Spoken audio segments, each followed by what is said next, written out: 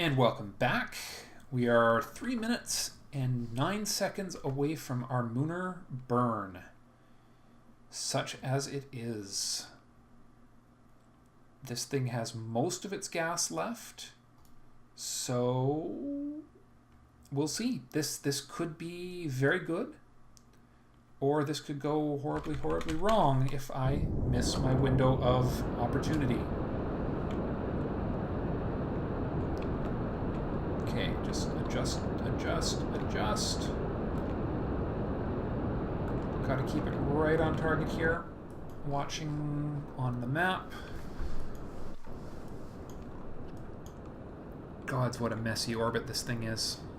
I mean, seriously, that is awful, awful, awful. Okay, keep it on target. Keep it on target. Keep it on target. 2, 1, 0. Okay, are we going to have a Mooner encounter? No, we are not.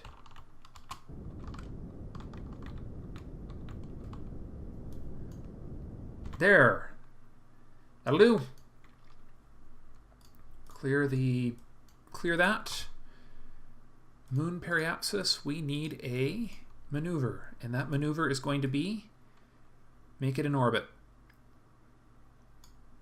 A nice low periapsis, like under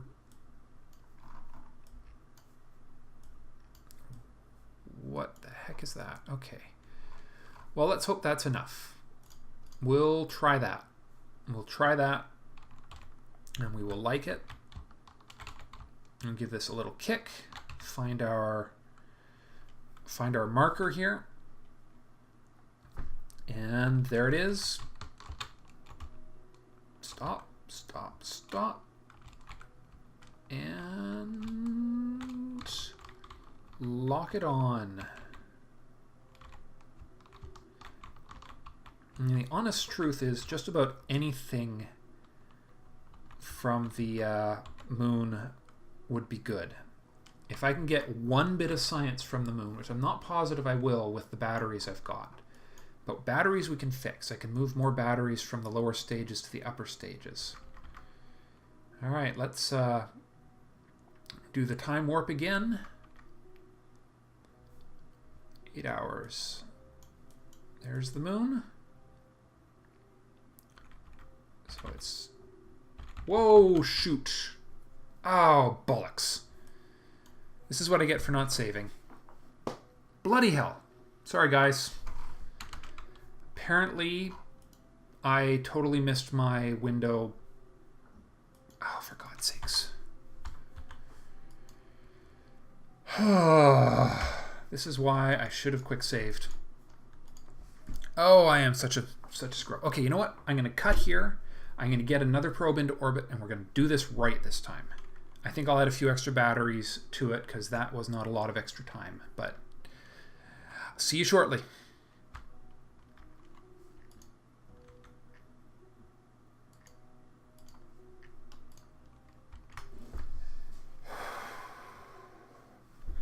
Hello there, everyone, and welcome back. Sorry about that cut there and my screw up. Hitting F5 now. I've quick saved because seriously. Okay, so I brought this thing back into orbit. I threw an extra ring of batteries on it. Other than that, it's exactly the same thing I flew earlier. A much better orbital insertion, though. Just about textbook picture perfect. And I have already set my burn. Now, for those of you who are wondering, it's about a 5-hour trip to the moon. So if you're taking longer than that with Kerbals, you may want to re-look at how you're structuring your orbit. Just this is in response to a question I was asked in the comments in the last a couple days ago. So yeah, so 4 or 5 hours is probably the ideal time to get to your Mooner periapsis, where you burn into orbit.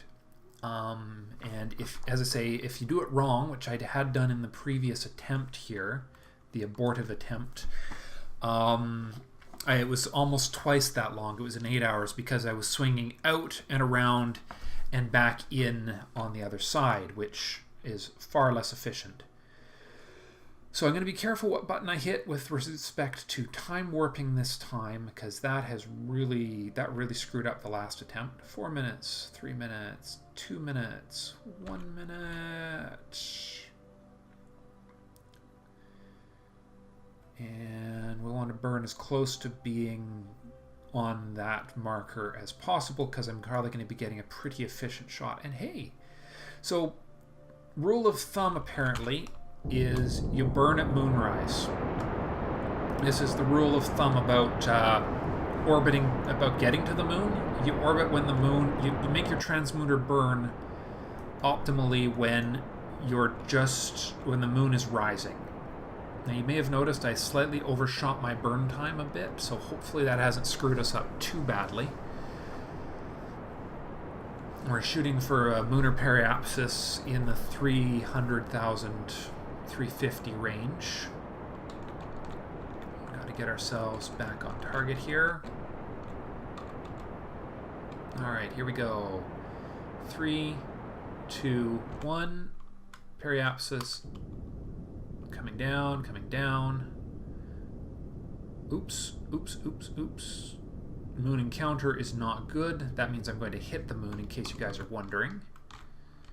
I think I've just screwed up a little.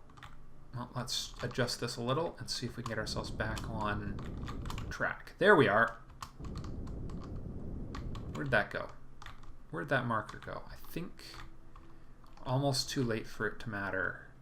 But a moon periapsis of not much.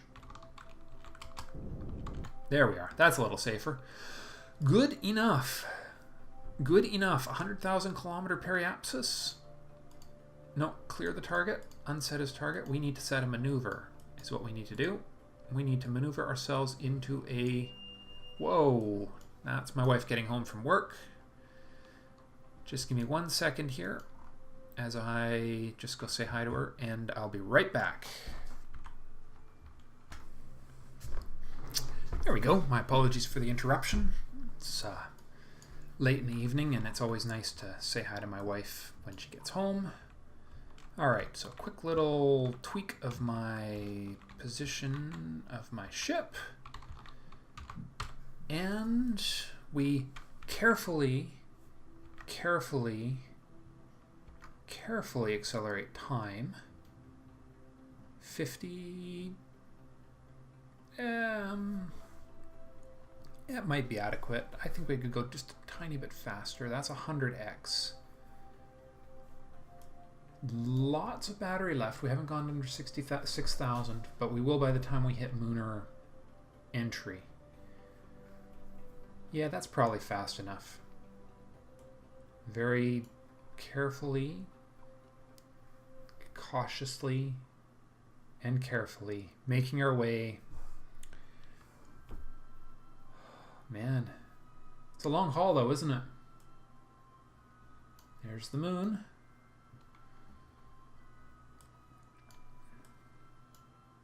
And we are preparing for our burn. Oh, I really want to speed this up one more. I think I'd better. Alright, and that's really fast. 2. But 1 hour. Whoa, okay. Slow down, slow down, slow down. There we go. Alright. That's that crazy context shifting that happens. Lunar periapsis.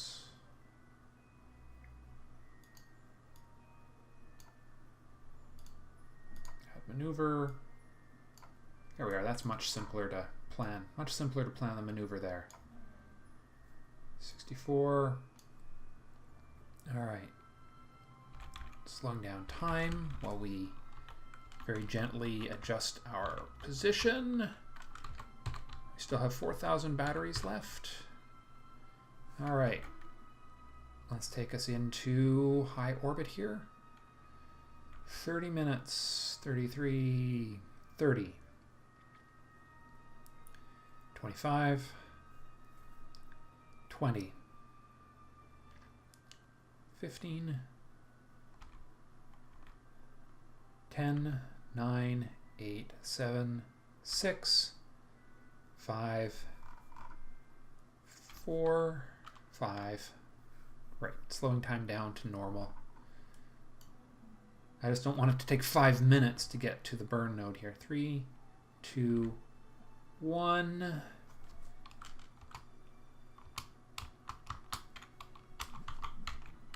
And normality. We have achieved normality. Here it comes. So there's our escape being increased and increased. Oh, and it's gonna be a tight one. But you know what? That's enough. And we'll bring that down nice and low, and then we'll see what we can get in the way of science from this planet. And stop. Beautiful. All right, let's see what we got here. We are, of course, don't have my notes in front of me about how far we need to be for the various experiments, but let's get our antenna out and let's no atmospheric pressure scan. Temperature data high over the moon. Send that home. Okay. Reset experiment. Done. First science experiment done. Now we want to drop our apoapsis, well, at our periapsis to get the best effect out of this. Can't do pressure scan. This temperature scan's fine, and gravity scan can't be done. All right.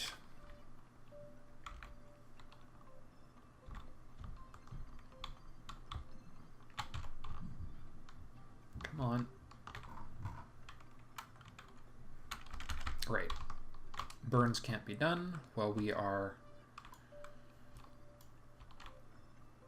There it is. We need to get a nice low over the moon situation here. Let's see how we do. Biggest problem is that we're in a really high orbit and we have almost no fuel left. So that's going to be a bit of a problem. I don't think we can do any of our science while we're that high over the moon. We need to go a lot lower.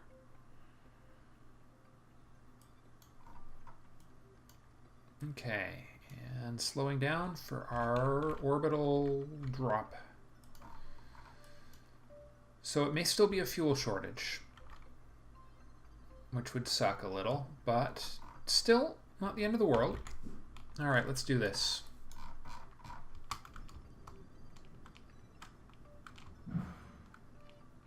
Bring it down, bring it down, bring it down, nice and low, and we're out of gas, almost. Now the question is, can I do any scans here? No atmospheric pressure, got the temperature scan already, and can't do a gravity scan from here. Let's hope we can do that at the next one. Kill that, and we need to drop our...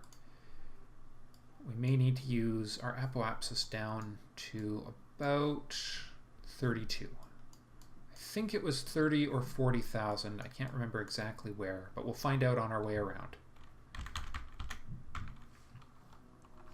Because we'll be able to do a gravity scan when we get below a certain threshold. I just can't remember what that threshold is. 60?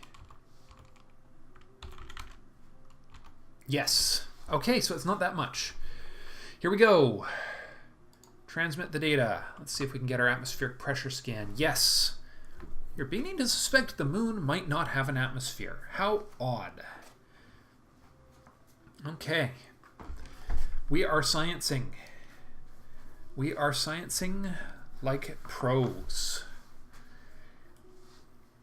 And we'll get some of the basic Mooner.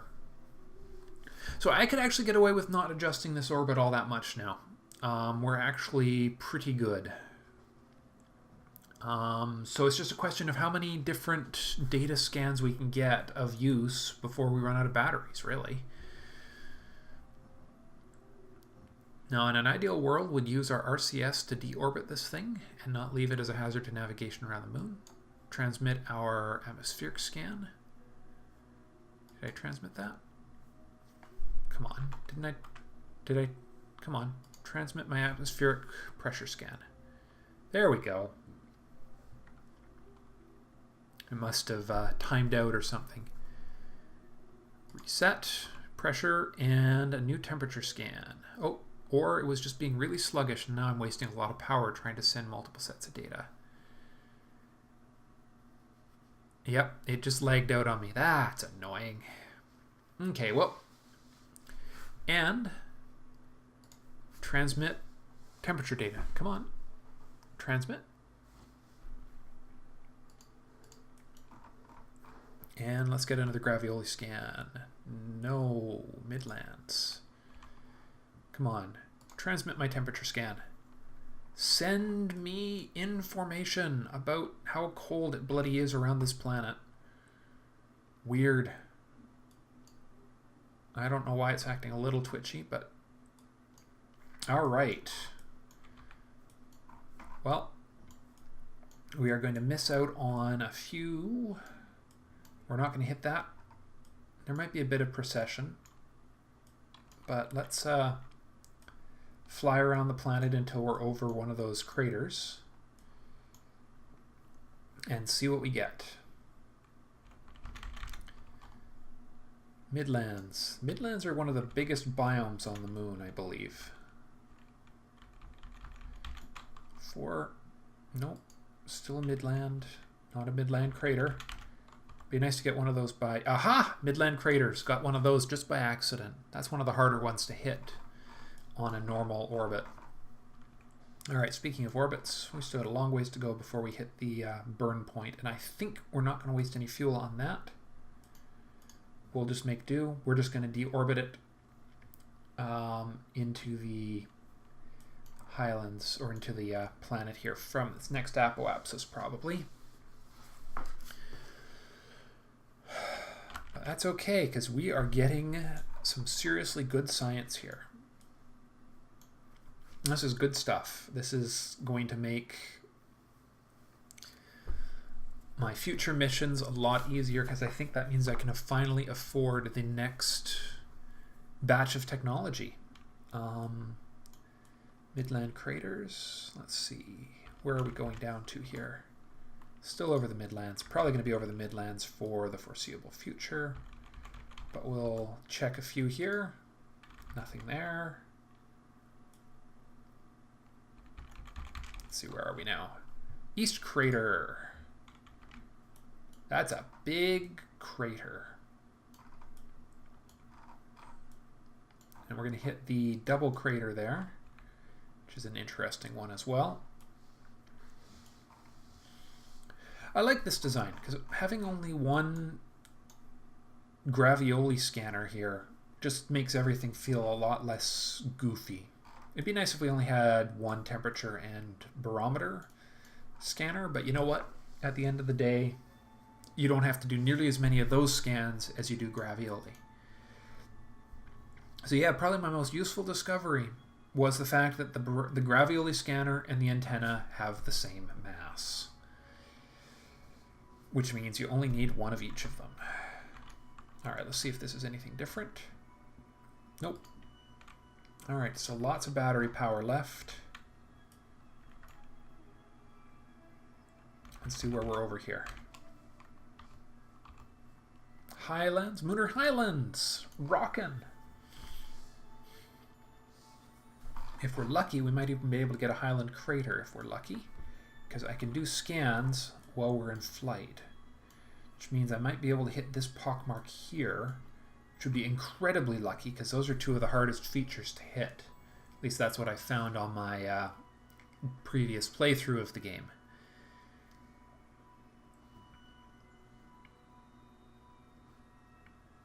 So we'll scan. So this is the thing I'm hoping might be a pockmark of some sort.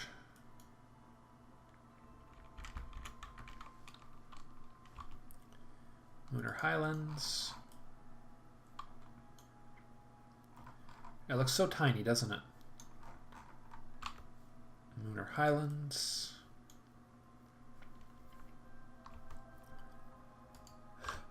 Oh, no, no, no. Oh, I had it. I had it. Didn't you guys? You guys saw that, didn't you? Oh, I'm an idiot. Oh, well. That was stupid of me. Okay. Well, that's what I get for not being too careful about when I hit the reset experiment button.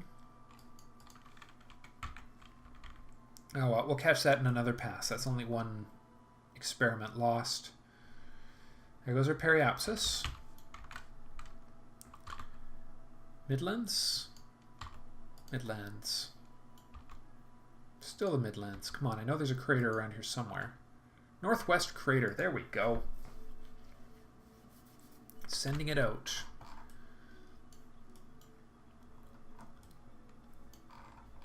Let's see, are we going to hit anything else interesting on the way around? It's really hard to tell, but we better check. But I think the tentative plan will be to begin our deorbiting procedure at the apoapsis. Like so. That's all we need. We just need to burn out of orbit as much as possible.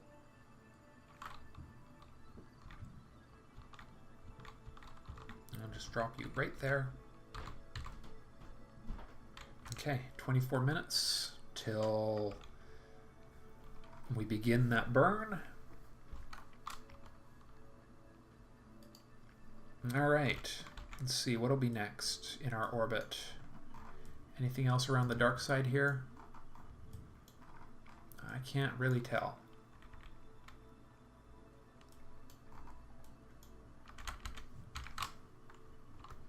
But it looks like it's mostly... All right, the real interesting question is, will there be enough battery power for me to get all the way around the planet?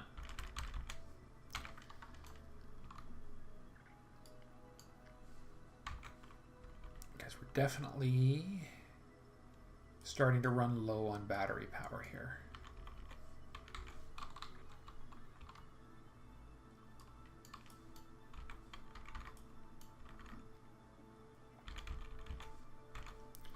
The hard part is... Oh, yes, yes, I got the Highland Craters. Done. That was lucky. That was incredibly lucky. No complaints, but that was incredibly lucky.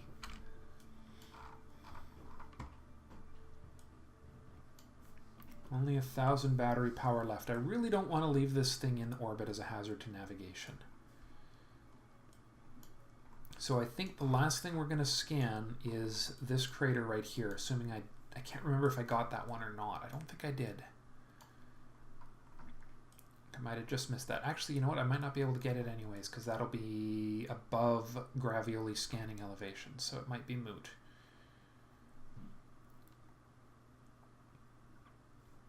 That more efficient antenna is going to be a nice investment for the next flight out here. Oh, I'm not sure if that's what I'm actually going to get or not. Let's see what we get here. Far side crater. Oh, east far side crater. All right. Sending it home. Sending it home. That was an unexpected bonus. Oh, there it is. Okay, I can see it now. There. It's really hard to see some of these features when you're on the dark side of the planet, though, isn't it? 14 minutes until burn. The question is, this thing has given me a massive quantity of science. The question is, will it hold out its batteries long enough to give me one more boost back to the ground? That's the canyon, and that's one of the craters. I don't think I got that one, unfortunately. But sometimes you just can't ask for everything. Okay. Only 900. Yeah, I think we better not take any chances. If I want this thing out of orbit, let's just try and see what's below us. Yeah, we're over boring territory right now.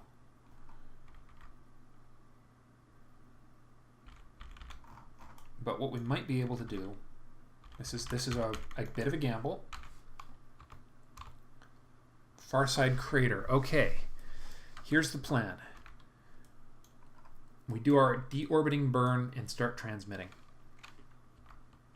Because once we've done our deorbiting burn, it doesn't actually matter if we run out of battery.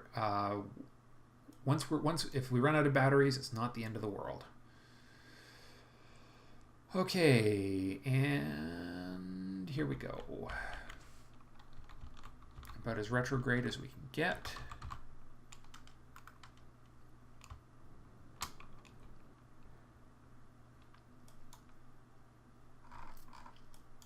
Did we do it? We did it, big time. Okay, start transmitting.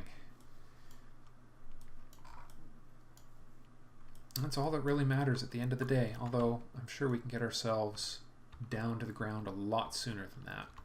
And it might be interesting to see just how much sooner. As we do a retrograde burn here. The most inefficient retrograde burn possible with 4 RCS thrusters.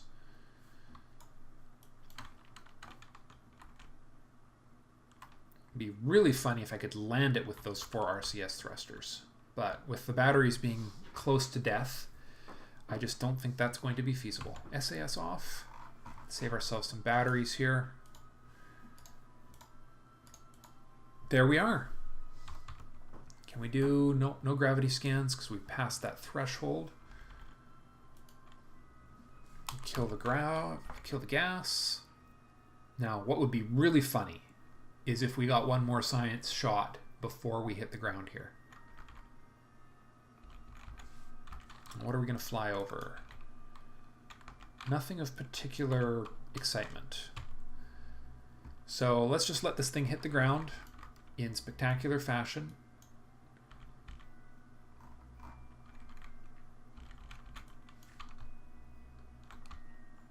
And we have a little bit of gas left. We are going absurdly fast, and we have almost no fuel left. So all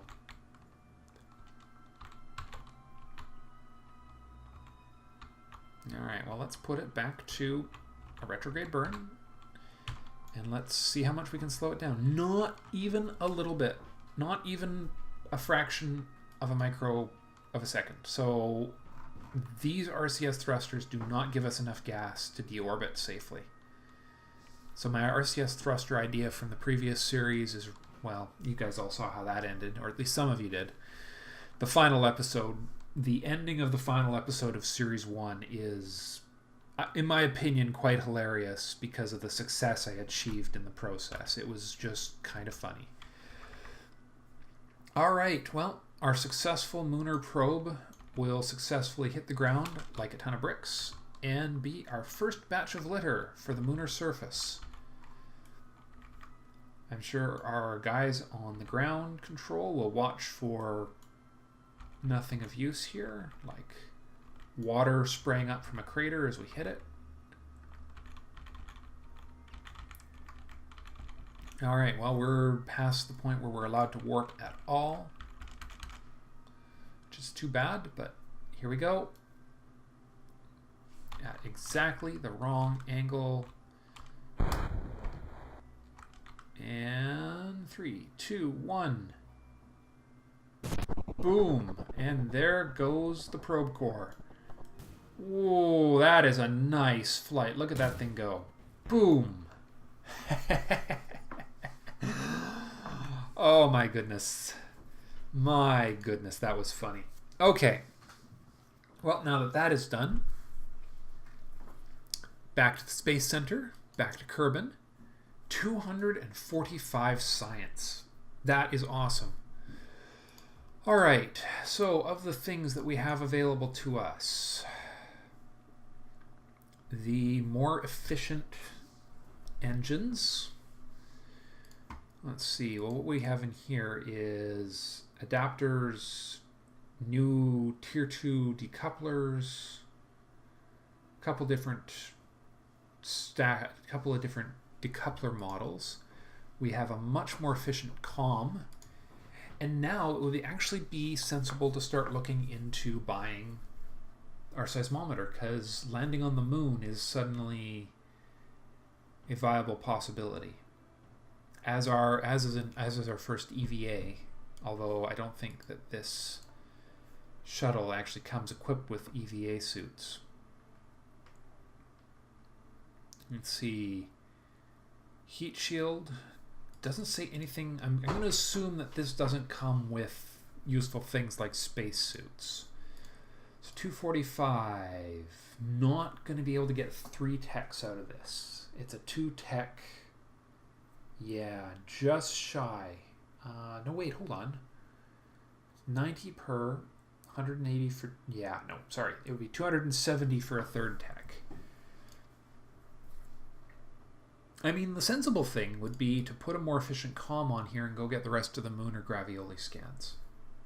That's probably the sensible thing to do in the next episode, because I'll get twice as much bang between that.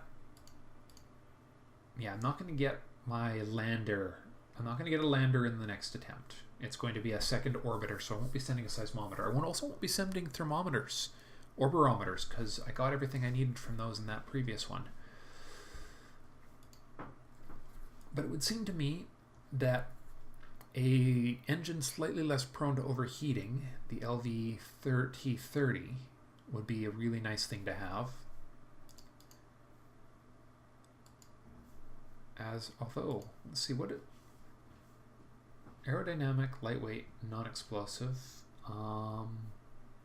I'm really curious if it actually makes any difference to the flight of a rocket, because that could help with my big booster stages. If it could make them more efficient, that'd be really cool.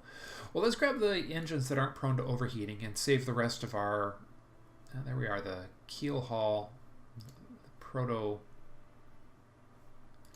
Yeah. Okay.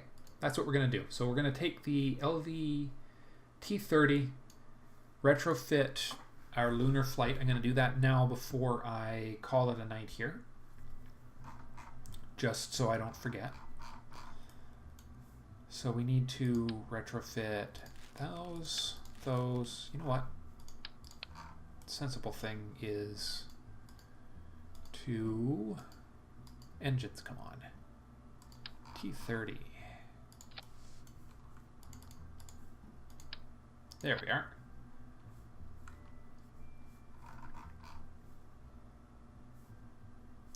Interesting. I wonder how much of that will actually survive. I wonder how much of that will reconnect. All of it. That is cool, I have to say. 1, 2, 3, 4 on that stage. Okay, and then this stage needs to be retrofitted to the LV-T30s as well. Yank those off, yank that off. Center stage and outer stages. There we go. Re-lock those into place. Like so. That should do it. That should do it. That is Mark 4. And this will be the one I attempt to put into a polar lunar orbit.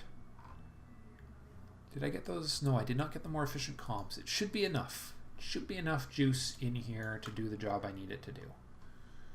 I had battery power to spare still, even with the number of transmissions I sent home. So let's not weight this down. This was a good ship. It did the job really nicely. We'll just pull this up a little higher so that these new rockets don't clip the ground too much. There we go. All right, the Luna Flight Mark IV, our ship for the next episode. Thank you all very, very much for watching. I will see you in the next episode when we try to go to the moon again. Bye for now.